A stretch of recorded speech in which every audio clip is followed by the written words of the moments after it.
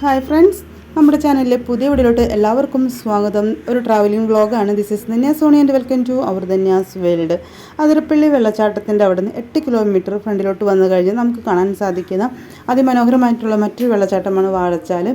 അതിരപ്പള്ളി എന്നോ അല്ലെങ്കിൽ വാഴച്ചാലിൽ നിന്നോ ഏതെങ്കിലും ഒരു ഭാഗത്തു നിന്ന് മാത്രം ടിക്കറ്റ് എടുത്താൽ മതി.